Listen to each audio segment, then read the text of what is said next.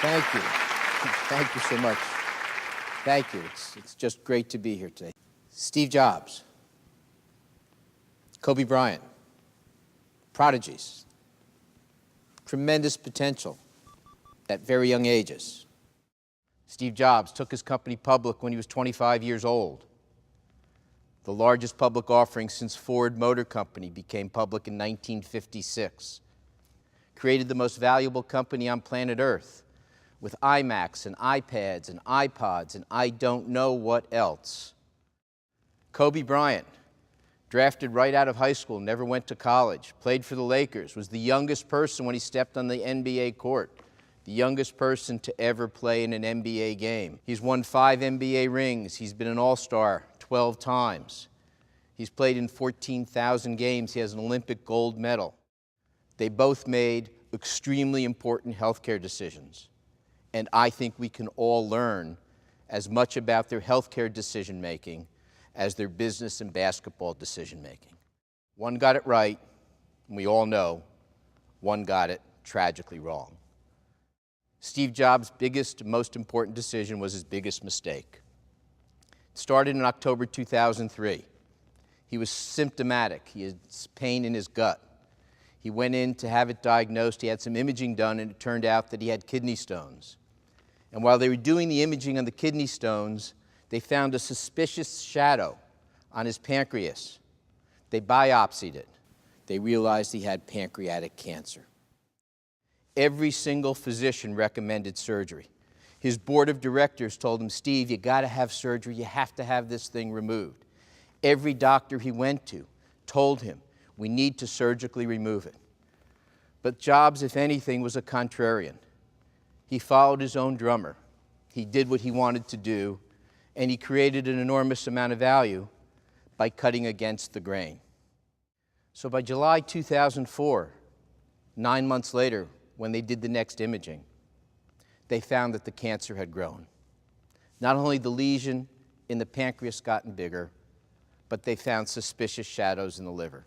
Never a good sign with cancer, certainly not a good sign with pancreatic cancer. So he finally decided to do surgery. When the surgeons went in, they cut out everything they could, but they saw they had lesions in the liver, and they knew they had an enduring problem, and they knew that over time, the problem was going to win, and they weren't. And just a couple months later, in October 2011, he passed away quietly with his family and closest friends around him at his home in Palo Alto. So that candle, that flame, that spark, that inspiration, that was Steve Jobs. That created not only the most valuable, but really one of the most transformational and interesting companies that we've ever had been extinguished. Because its founder, its CEO, its guide, its inspiration made a terrible mistake on the most important decision of his life. So Kobe Bryant made the right decision.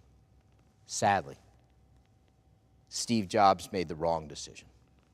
What I'm here today to talk to you about is to learn from their experiences, to learn from my experiences. Over the years, I've been privileged, and it's truly been a joy, to manage healthcare for hundreds of people from around the world with all sorts of different medical conditions. And what I want to do with you in this session is to help you understand the key healthcare decisions and for you to make the right decisions for yourselves, for your families, for your friends, for your colleagues, for your neighbors, for your employees. Because if there's anything that I have learned, it's that when you know how to navigate this very troubled healthcare system of ours, you can get far better outcomes than you think possible. But if you simply take the care that the system gives you, without being an active agent, without being a good consumer, the outcomes you're going to get are actually much worse than you think. If you haven't done it already, find a good primary care physician, someone you trust, someone who's going to be your quarterback, someone who's going to coordinate the care for you, and someone who's going to be there when you need them, because even if you don't need them today, that day is going to come tomorrow. In order to enable that physician and all of your other physicians to be at the top of their game, collect, organize, digitize your medical records. Do it for your spouse. Do it for your kids. We're all concerned about the safety and security of our families and ourselves. Organizing and having your medical records is a simple and direct way to ensure that happens. Make decisions about the hospitals you go to based on the complexity of the procedure you need and the frequency with which they do it. Not all hospitals are created equal. Not all physicians are equally capable. You need to figure out a process to identify a specialist who's at the best in the game. And I'll tell you that in many cases, the key predictor of excellence in surgical performance is volume. Practice makes perfect. So if you take those physicians who had done less than 50, we'll all agree those are rookies, about 24% of those patients, regardless of how they came in, had a return of the disease. Big number, 1 in 4. Let's look at the docs who've done more than 1,000. The return of disease is 8%. So merely by asking a surgeon and getting a truthful answer, how many of these have you done, ma'am? How many of these have you done, sir? And setting a threshold of 1,000 incidents of doing it, you can reduce your probability of having the disease come back and, frankly, of dying from it threefold.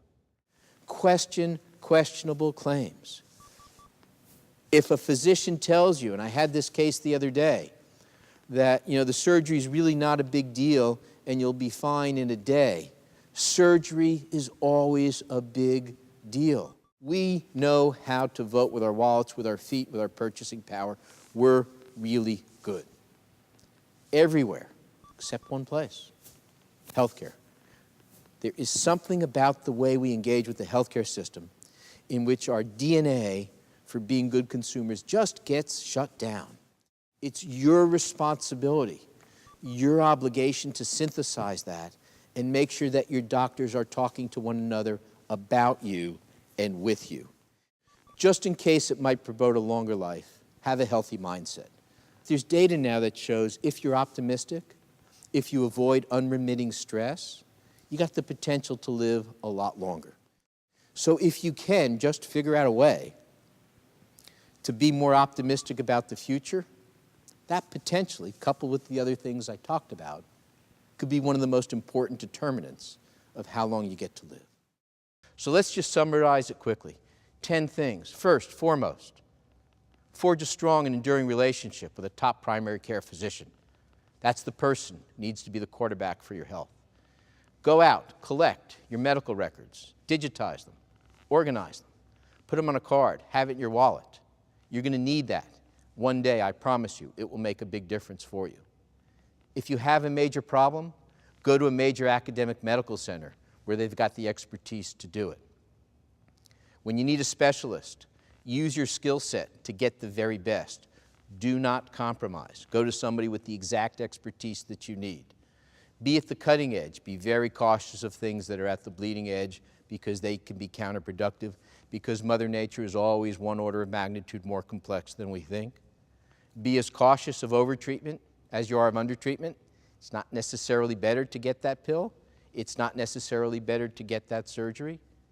Use the skills that have made you a success in life when you're dealing with your health care. You're all really good consumers or you wouldn't be in this room.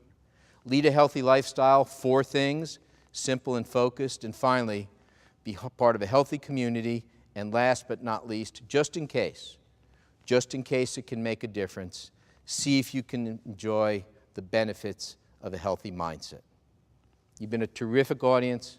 I thank you so much. I look forward to taking some questions. Thank you.